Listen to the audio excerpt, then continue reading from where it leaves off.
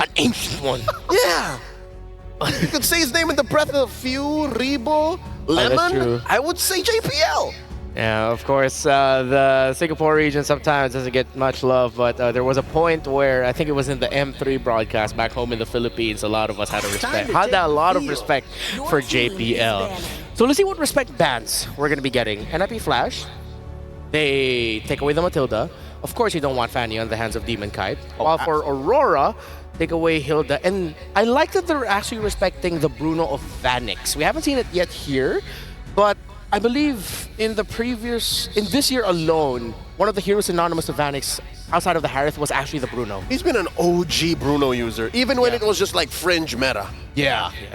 I can definitely get behind that. But that means that at least it opens up potential unique picks coming in. Well, I want to see whether or not they're going to pick Ranger again is what I'm trying to allude to here. But when I'm looking at Aurora, the fact that they're banning out Hilda on top of getting rid of the Phobius, Hilda, I get. Phobius, you're looking for something specific. And I'm thinking they probably want like, I'm just going to guess, throw it out there. They want to have an Earth Shadow Flicker combination ready to go from Edward. That's right, set up the Edith. Still one of the low-key heroes that, I can't believe that came through. Oh, wait. One thing I realized. Dude. Not first pickable though. Was this the Eve? No, it's not the Eve. It's the one better than Eve, the S tier. Come on. We're right there. The Jushin is wide open right now. Oh, for it's Aurora. so free. And that's what took him down yesterday. Go ahead and pick it up. They gave the Jushin, and there's the butterflies.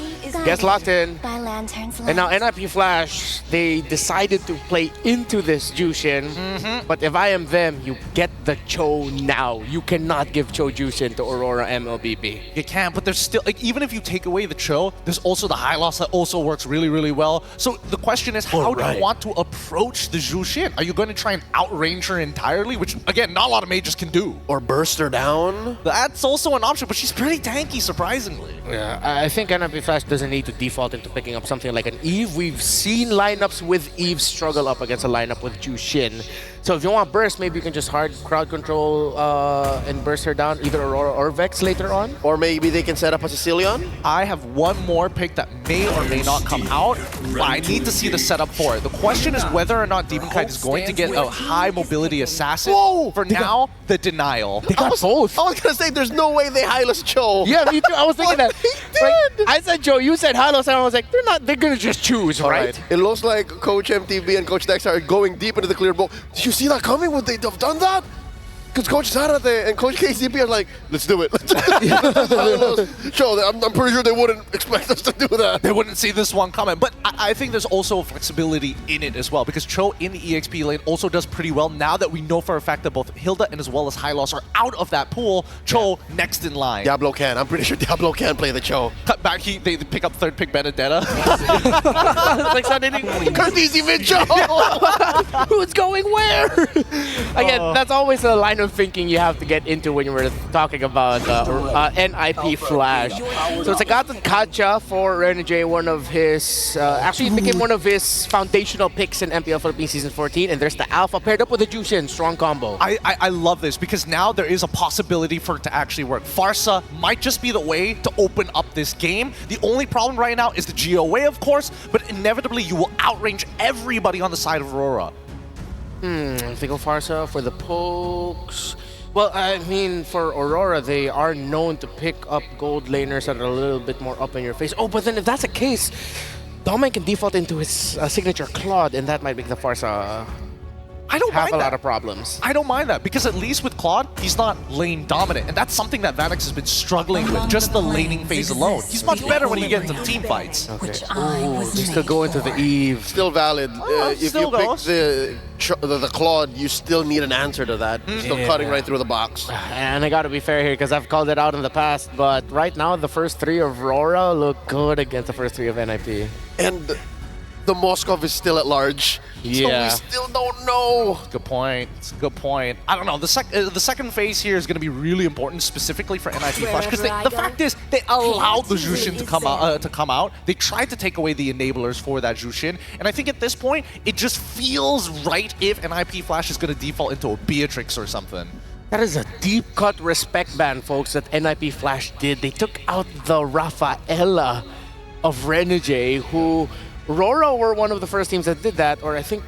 Oh, wait, no, yeah, it was RORA. When EVE was starting to pop up a bit more in MPLPH S14 playoffs, they picked Rafaela to counter it. And I would not put it beyond Aurora if suddenly they bring out a Diggy too. One of the dozen and a half heroes Renegade played in Season 14. That would honestly do a lot of work here. It denies the slow. It denies the initial kick as well from the Cho. Real world manipulation, who cares? Trespass the territory anyways. Maybe that's why they took out the Hayabusa? Because, I mean... Because it pops the egg real quick? Yeah, it pops the time's journey quickly if you're not careful, so... Are they really considering it? I'd honestly want to see Edward maybe play a different hero. Because, okay, yes, we see the Cho high loss and the Eve, but something in my mind tells me RORA can default back to one of their best picks for Edward. The Edith. It's the Edith, yes. Yeah. The Edith, and then you just need a good damage profile marksman, and all is well. Yeah. So Edith, Gato, Jushin, that spreads out your distribution of magic damage. Beatrix is still free. Beatrix for Dolmen. Oh, NIP Bandit. Good call. What a Very read. good call. Very, very good call here. Again, in terms of the EXP pool, I wouldn't be too surprised if Benedetta ends up being the pick for RORA side because it's just a Swiss Army knife. When you got nothing else, Benedetta is like, I clear waves, I move fast. Did we just mind link just now? The moment that Edith was banned, I was thinking, are we going to see the return of Agent Zero? Hey, it'll be even crazier. Instead of Benedetta, he's like, you know what? I'm going to win this lane. I'm going to play Yuzong. Yep. Yuzong, it's been a while. If this becomes the gold laner, then all the more I would greenlight the Yuzhong too. If you especially see who he's hunting down. So We don't know what Panic is playing. It's probably the Beatrix here. It would make a lot of sense if it's the Beatrix. If it goes into the Granger, I feel like his scaling takes way too long before you get the initial profit. All right. Is it going to be the gold here? This isn't the Beatrix. I think Aurora can also play the Beatrix. Both are actually pretty good for either side, to be fair. A Beatrix for NIP Flash would help round out a bit of the damage problems that their lineup is having right now. He would be very good. And at the same time, you deny a very strong pick on the side of Aurora. But then again, Claude is open.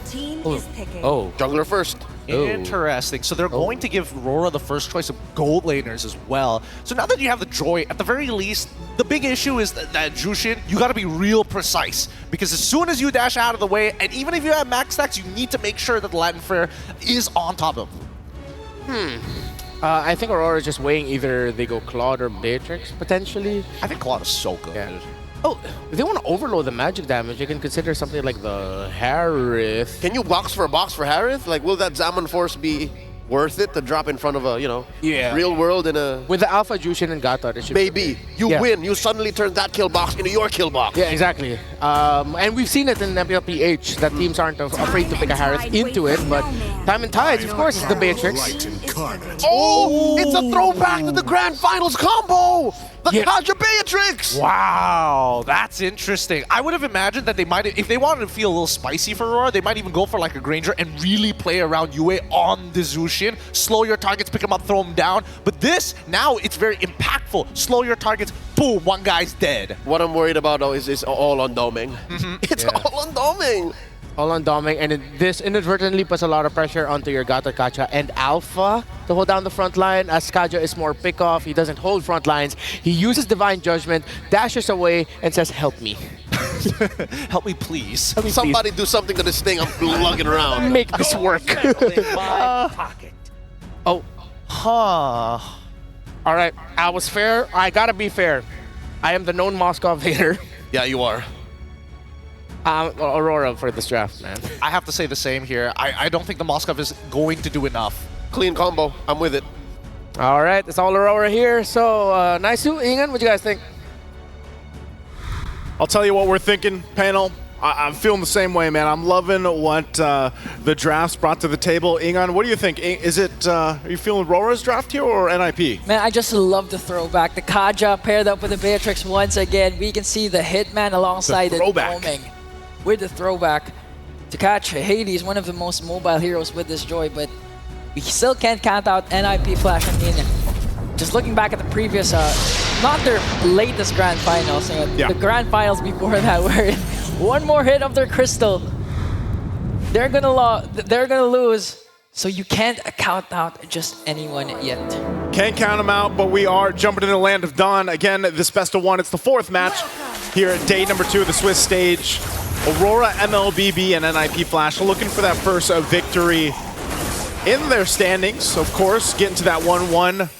And the team that loses this, you know, we already know what's at stake for the teams that will be facing that 0-2 record after today is concluded.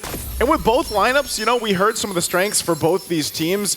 And honestly, for a lot of the fans out there that have watched Aurora MLBB, they were probably pretty shocked at how things kind of resulted in yesterday.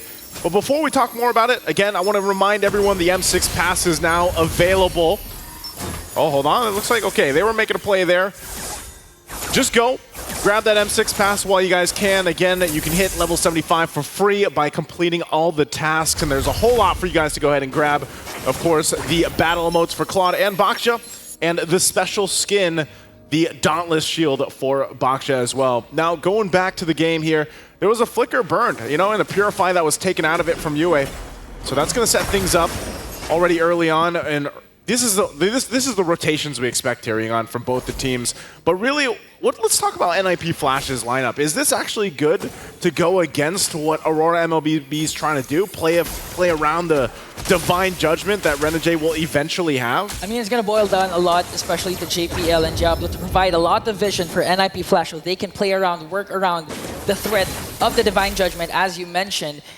So, NIP Flash, we really need to see JPL, one of the veterans, to be active as possible, to roam around the map and get those crucial takes like this. Hades goes in to get the first blood onto Yue, but Renegade and Demon Kite just trying to go for Hades. 2 kills picked up there by NIP Flash, setting themselves up perfectly for an uncontested turtle take. Yeah, uncontested. Edwards just going to be forced out there. Renegade 2 just chased away from JPL, man. Even when that Hades will get the turtle, so NIP Flash comes out getting a lot early on in the game, under the 3-minute mark. And that's going to be crucial here. Renegade has to deal with JPL, so again, Purify burned. But real world manipulation onto Yue, one more hit. But Yue manages to stay alive. Here comes the Lantern Flare. Now the counter-attack. JPL will get caught by the Spear of Alpha. Demon Kite gets a kill, and now a pull from the Hitman onto Cortese. A double for the Smiling Demon. And Yue survives the whole thing. There's a spear going to be thrown. It did land on Demon Kite, but you won't follow that from Vanix. But still, Aurora MLBB, it was looking a little, you know, a little worrisome off that first turtle take and the 2 kills that NIP Flash got. But with that play, they even things out again. You know, they bring it to the table where the second turtle is going to be up and they're going to be in a good position. The hardest part for that was, again, they're playing around the fact that the Hitman Renegade here needs to have that level 4 available. And so NIP Flash did a really good job at making plays before they knew that utility was available. And now that it is, every time that flicker is there, or even just the divine judgment, they might try to make a play. Glorious Pathway is still along with it, are revitalized, but Hades just doing with the rhythm of joy, trying to take down Demon Kite, but Demon Kite managed to stay alive here. And the reinforcements from NIP Flash, real world manipulation was casted as well, but no casualties for Aurora. Casualties. Good thing Demon Kite doesn't go down. Also picking up the War Axe at this point. You know, he's got to be a little... This is the thing with Alpha. Alpha's still a great jungler for a lot of the teams that do decide to bring him to a game.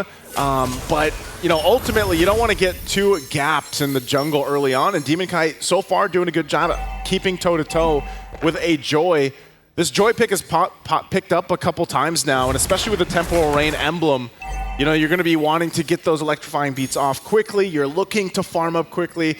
And it's actually pretty devastating if you think about it when you start to build into these certain items here. So you can see this Hades already grabbing the Starlium Scythe. But you play around the fact that Cortese has this Eve and you're able to set up that real world manipulation. It could be really devastating to deal with all that magic damage. Yue holding down the mid. Turtle at half health. Okay. Now Diablo goes in with a Glorious Pathway. AOG is going to miss onto the backline. Here comes Spear of Destruction. But Renegade is going to fall down. Yue, though, getting caught up by 2. Manages to get JPL. Now the counterattack onto Vanix. Vanix managed to stay alive. A 3-for-1 trade, and NIP Flash will win that clash. To win the clash, you know, Aurora MLBB, they might have gotten the turtle, but man, they lose 3. Oh, Demon Kite in trouble. Okay, gonna have to get out. Oh, Ring of Punishment. Is it going to be enough, though, Renegade? Does he have the ultimate? No, he doesn't. And NIP Flash, with the zoning of Diablo, will get a mid lane turret this early on, 5 minutes. Yeah, great Great decision-making from NIP Flash, honestly. This is the team that has shown quite decisiveness early game, and this is one of the play styles that they like to bring to the table. And I think when you really count the fact that they're just making this kind of macro pressure already early on, Aurora MLBB is finding themselves trying to catch up, get into a position where they're going to be able to go, you know, and fight toe-to-toe. They might get this bottom turret. Looks like that's going to go down. Domain does secure that. So it's really just kind of dealing with this pressure. You can see even on the top side of the jungle, Hades taking that purple. Team Kai won't have that now, and still, you know, playing around the fact that Vanix has just been able to do his thing, farm up. Conceal's going to be used, but there's no one to catch from this, so Aurora will continue to look for what they can. They're almost forced to in a position where now they kind of got to stay clumped up. You know, they kind of got to stay together. They can't get caught out. There just seems to be too much pressure from the lineup that NIP Flash, whether that's a kick, you know, from JPL, whether it's getting cut off from that glorious pathway from Diablo. Playing around the fact that you have to get through those obstacles is what's making it difficult for Aurora MLBB because, again, you just got to play off a divine judgment for the most part and let Beatrix for Domeng here to farm up and get the items he needs. Yeah, just really play to their lineup strength, which is the pickoffs. Ideally, at this point, you don't want to go for those clashes because, again, there's just a lot of kit coming in from NIP Flash. They have the Glorious Pathway, Real World Manipulation. JPL has a conceal. Here comes the Glorious Pathway, but get caught up by the Lantern Flare. A good kick from JPL, forcing out US Crimson Peak, and here comes the AOG coming in from Edward. But they get Renegade, Yue, Domeng. 4 members of Aurora are gonna make it 5-0 wipeout for NIP Flash. And in a flash, the wipeout Aurora MLBB. Without any contest in that fight, they just dismantled them, all 5. And they'll continue down the mid, getting the tier 2 at this point. You know, NIP Flash, I didn't think this lineup was going to be this devastating early on, but man, looking at the replay here, look at this crash down. Great setup, great kick from JPL. But then, even in that RWM, look at this, the Avatar of the Guardian right on the mark. How do you fight against that? Everybody just lined up in that choke point. You don't have any space to move. You're slowed down and dealt with, and you're taunted with the Unbreakable. I'm not quite sure, but I think what happened was Domeng, the Cyclone Eye got activated, and when the Real World Manipulation was casted by Curtizi, he got caught off because of the Cyclone Eye. I have to look at it later again, but NIP Flash, 6.8k gold lead. 3 turtles all secure. No, 2 turtles have been secured by NIP Flash, and now they're just doing the cleanup here, all the outer turrets, trying to get ahead against Aurora MLBB, and in 40 seconds, this can go down bad for Aurora if NIP Flash secures a Lord. It's worrisome because just like we saw from this, you don't want to fight here if you're Aurora MLBB. You don't want to fight in these choke points of the jungle, whether it's your side or the opposite side, because of that situation that we just saw, you know, that crash down in the box. Look at this, 831. The Marksman Trinity achieved. Vanix has just been farming out of his mind. Yeah, and apart from the Marksman Trinity, look at the level gap of the 2 junglers. Hades level 14 deep. That's a 4-level gap. Even before 9 minutes, that's how dominant the start of NIP Flash is. This is despite the fact that Aurora was able to answer the first 2 kills of NIP Flash with 2 kills of their own, specifically 2 Demon Kite. So far, NIP Flash, their decision, their decisiveness is really paying off because they're not thinking twice. If JPL wants to go, if Diablo wants to cast the Glorious Pathway, there's always a follow-up, and I have yet to see Diablo casting that Glorious Pathway defensively. I don't think they are going to do that at all anytime soon with the lead that they have. And for Aurora MLBB, who do you even target? You know, if you're Renegade, which is the proper target to get to? Because you're not going to reach Vanix. Vanix is not going to put himself in that position with the Smozkov here. And so you might just be trying to grab whoever you can, whether that's Kurt, you know, trying to grab him from stopping that death box being set up. But even then, he's got a flicker. He's going to be fine for the most part. So for Renegade, his job is very difficult on actually being able to focus someone down because you already saw that gap, even in terms of damage. Like, looking at this, whoa, man, Domeng is not, he's not there. He's not where he needs to be. He's not able to pop off on that damage that you're used to seeing when we were even talking about that combo of heroes with the Kaja and the Beatrix. So with that, the Lord is going to be started up. Aurora MLBB can't do anything about it. They'll have to defend in the base here with NIP Flash. This is the thing. The lineup that they brought to this game, they can force a fight. You can try to turtle up in your base, you can try to defend into it, but with the fact that you have JPL able to go ahead and do those things that we always see that those amazing Cho players do towards the wall, get a kickoff, but then you throw in a glorious pathway into it, it's going to be really difficult to deal with. And I don't even think NIP Flash minds the Flicker Divine Judgment combination, because the moment that they see it, Diablo for sure will cast that Glorious Pathway alongside Real World Manipulation. But speaking of casting, he did it as well. Lord marching in the middle lane. Electrifying beats coming in from Hades, trying to zone out the members of Aurora MLBB, but Aurora will successfully defend their inhibitor turrets.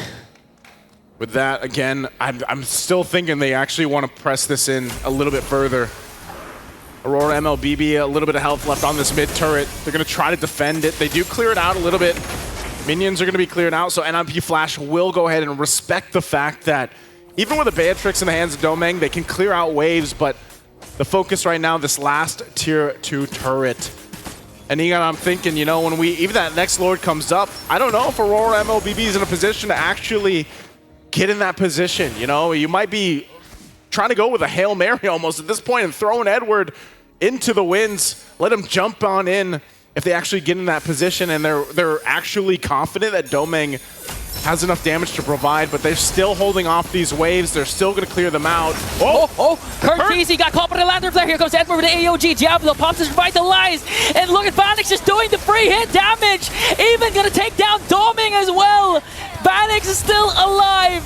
Hades, JPL, they only lost Kurt Teasy and Diablo. But Aurora, once again, this is actually a win for them. Because they were able to defend once again their inhibitors. They were able to take down at least Kurt, Teasy, and Diablo. They did lose Domeng, but that was NIP Flash's sign of just going to dive in, try to get an inhibitor turret before committing to this next Lord. It's almost like, you know, guys, we're 8,000 gold ahead. We should be able to get a base turret. But then they overstep a little bit. They do get punished, but they got a couple kills off of it too. They still maintain that gold lead and that domination that NIP Flash has been showing, but we've seen this earlier. Now, there's no Sicilian in this roster from Aurora MLBB's lineup, but hey, they might be able to turn things around if they're able to continue and get pickoffs where they matter, where they count. But I think even then, NIP Flash might adjust, you know, from this. And I think even the Jushin pick itself has actually been able to turn games around if you're able to go ahead and get, you know, that beacon off properly, get the Lantern Flare, drag the right members in.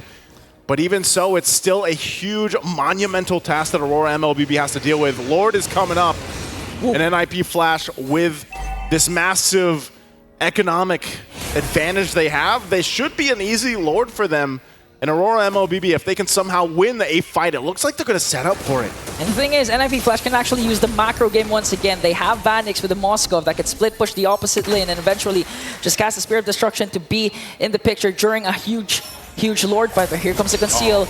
Diablo commits a Glorious Pathway. They're going right after Edward. JPL onto the backline, wants to go for Domeng. Real World Manipulation will be casted as well, but all of a sudden the Hitman is gone. JPL's Immortality will be popped. That's a trade. Aurora is willing to take a roamer for a roamer. Slowly but surely delaying, extending this game. That's a whole lot of ultimates down, though, for NIP Flash. You know, they still have the battle spells available, even the Revitalize.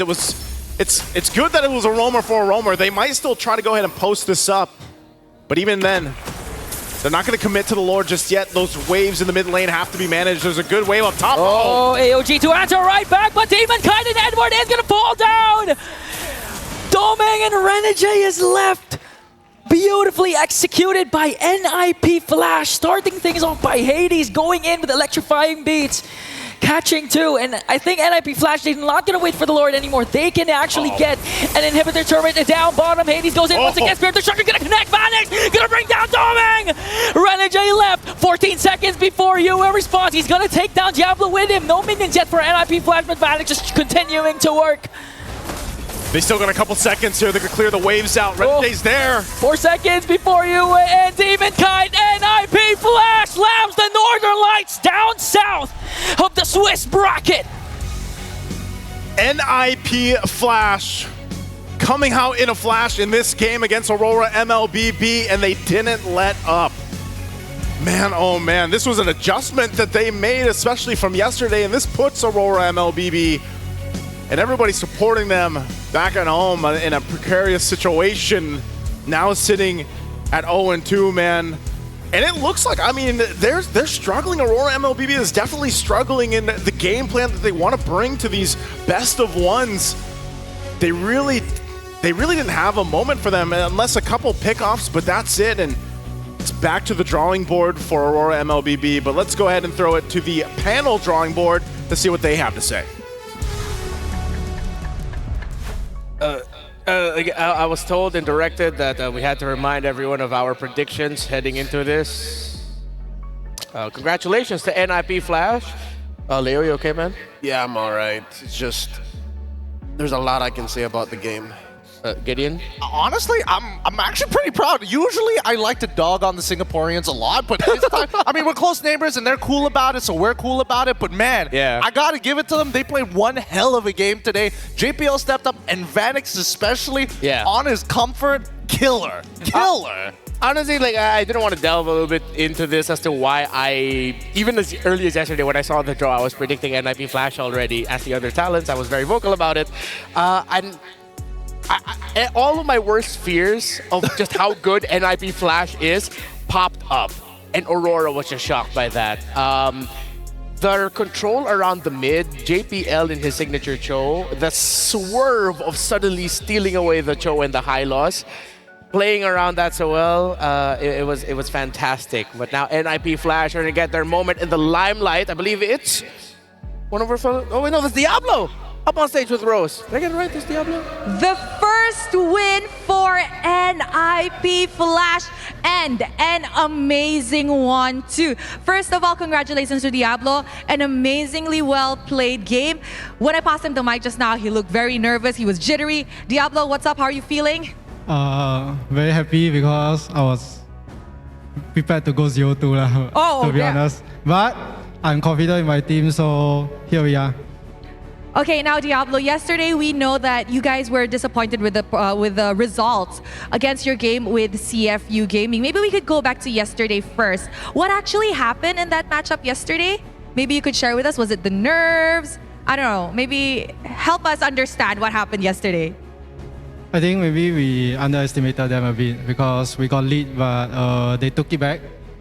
But ultimately, I would say the victory is ours if we play discipline. So if we meet them again, I am confident to win them. Okay, now I agree. Never underestimate your opponent, Diablo. I think it's a lesson learned for you guys, especially the fact that it is a best of one. There is no room to come back. Now, speaking of today, you just said that you were expecting to go 0-2 actually. How was it like when you found out that you guys were actually matched up to meet Aurora Gaming? We know that Aurora is a powerhouse from the Philippines, right? Now, what was going through your minds and your team last night when you guys saw the match? To be honest, I was just relaxing myself for today because there's nothing much to think about. We are here for the M6 World Championship. Why bother being nervous, fighting a strong enemy, right? If you want to be on the top, we gotta be the top. That's true. If you want to be at the top, you have to meet the ones at the top. Okay, Diablo, maybe we can talk about the Swiss stage. So far, the results are like back and forth. It's surprising. A lot of surprises and upsets yesterday. Maybe, what are your thoughts about it? I think the current meta right now, nobody fully understands it. That's why even teams you thought will win will lose. So it's all about how well organized the team is going towards the game.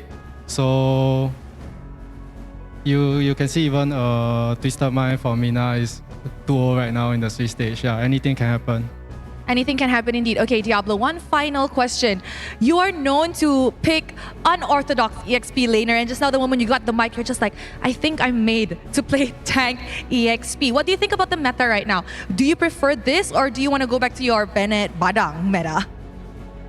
To be honest, I can play tank EXP it's not that hard to be honest. If I can play damage, what's so hard about tank? It's just I'm more used to being the backbone of the team, but right now I don't mind just playing all these heroes, and I just want to prove the adopters wrong because they think without Benny, I'm not a good EXP laner, so we shall see about that. Man has come with a mission to M6, not just trying to win, but also trying to prove the doubters wrong. And with that, thank you very much, Diablo. Let us throw it back to the panel to break down what happened against the match with Aurora. Shock and awe by NIP Flash as Aurora MLBB. I wouldn't say they were overwhelmed. A part of me just thinks that maybe NIP Flash just straight up executed better. It's an interaction that we rarely see. A box lineup set up by NIP Flash. Again, they telegraphed it. Hylos, Cho, Eve in the first phase, answered in the last phase by Aurora with a pickoff.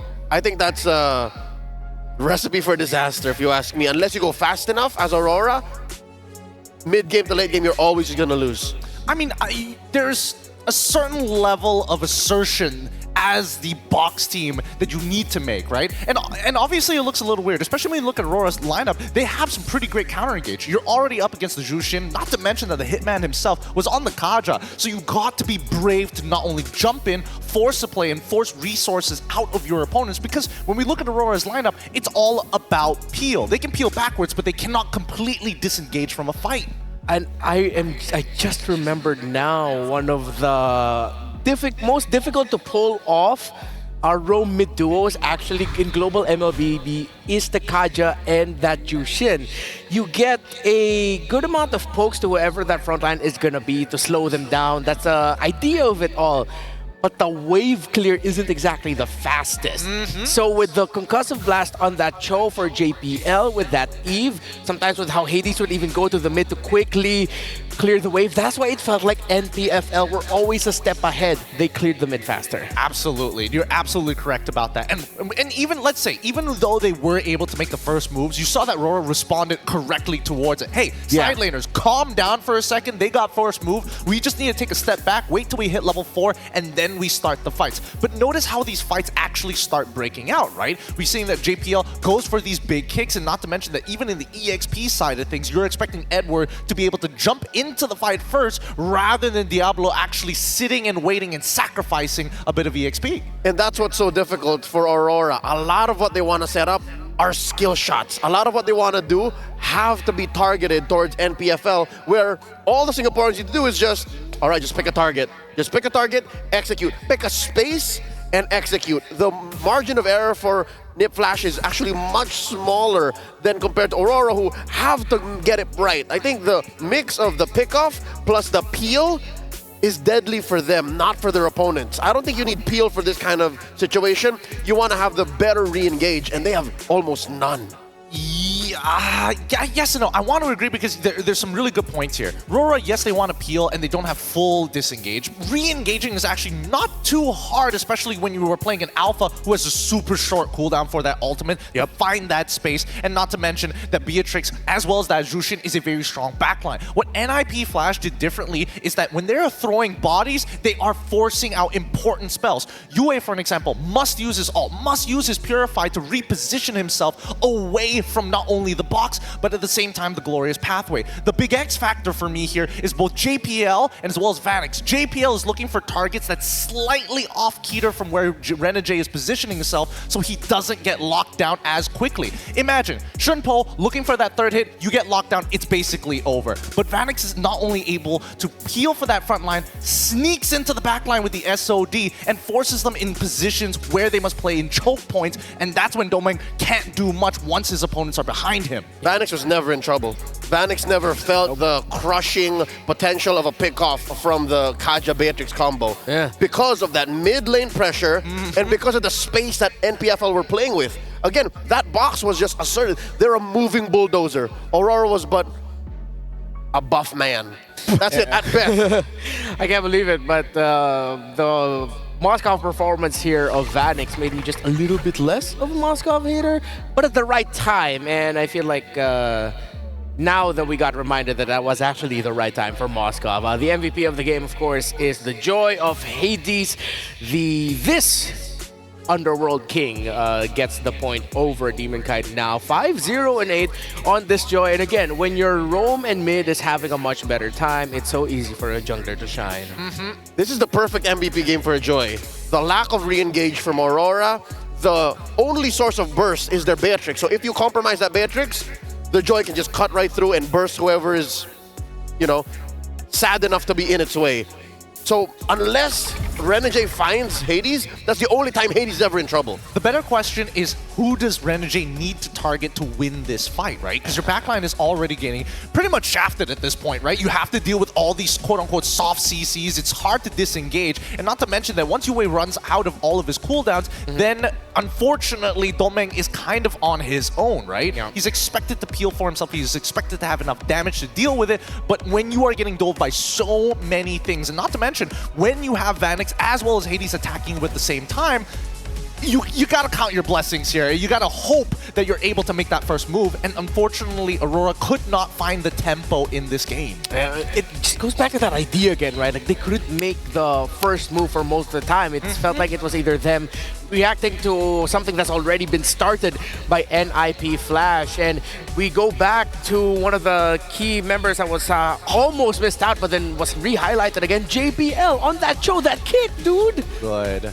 Like we lost our minds when he executed that. Like we both thought that he was gonna kick somewhere around the closer to the tower in the mid. Suddenly he swerves, flickers off to the side. I mean, he's really good at these fakes, right? He likes to show, oh, I'm going into a particular direction, flicker, completely separate separate angle here. But generally, I gotta give it to not only Hades, but also Vanix for playing such a strong game. Had Vanix died in lane at least one time, Domeng probably would have a much better time to hit his item power spikes and make that early to mid-game transition so much better for Aurora. And I think that's the only thing that they were missing. Very difficult game there for Aurora MLBB. But of course, congratulations to Singapore and NIP Flash. Of course, we're very familiar with the international struggles of the Singaporean region. They've made a very good showing in MC 2024. And it looks like they're continuing it here in the M6 World Championship. That stressed me out. That really stressed me out. But I'm so glad. Gentlemen, can you please, just for a moment, let's take a moment to relax. Come on, join me. There you go. I don't think I can relax, man. Aurora's at 0-2. Yeah, me too. I am tense out of my mouth. That feels good, right? I'm better now. Really good. Is that memory foam I'm feeling? Yeah. Oh, that is memory foam. Oh, yeah, and it can go further back. If my memory serves me right, yeah, that is memory foam. These are so ergonomic. And honestly, like the long days we've had for the first 2 days of the Swiss stage, well, we couldn't have gotten past it if it wasn't for the Secret Lab chairs that we are on right now. Are those magnets? Yeah, they are. It's magnetized. They're magnetized, and great. even their armrests are also magnetized for this. I mean, just keep in mind, this is the Titan variant, not even the Omega variant. So again, my shoulders fit perfectly inside, especially for us wide boys. Yeah. Us? You're not a wide boy, sir. I mean, I'm talking about shoulder length. Oh, okay. Yeah. All right. So before we, go off the deep end here, again, thank you to Secret Lab. All right. I think I feel a little bit better now. But yeah, we still have more Swiss stage matches coming up next, and the next one is, KBG will once again meet another Indonesian squad after a dominating performance by RRQ Hoshi against them. Let's see if the China qualifier champions will be able to take one over against the champions of Indonesia, who were, well, they struggled up against Fnatic Onyx Philippines, the champions of the Philippines. Honestly, this is one of those matches that, based off of what we saw yesterday, I'm having a hard time reading, honestly. Are they gonna Angela first pick again? Are we gonna Belleric again if I'm KBG? Hey, look, things are gonna get a little weird around here, but somebody in the draw was not gonna have a good time, and unfortunately it's KBG this time, but that's all under the assumption. We've seen upsets here today. Yeah. Nobody expected Aurora to go 0-2 at this point, so anything's possible. I think that's the key to this Swiss. The key to the best of one is you have to expect the weirdness and expect that what we know from all of the MLBB esports we've watched for months leading up to M6 might not be true. Well, what we can all expect, of course, is that more incredible storylines will be continued in the Swiss stages. More matches coming up next. Again, it's KBG versus Team Liquid ID. My name is Renmar with Leo and Gideon Q. We'll be right back.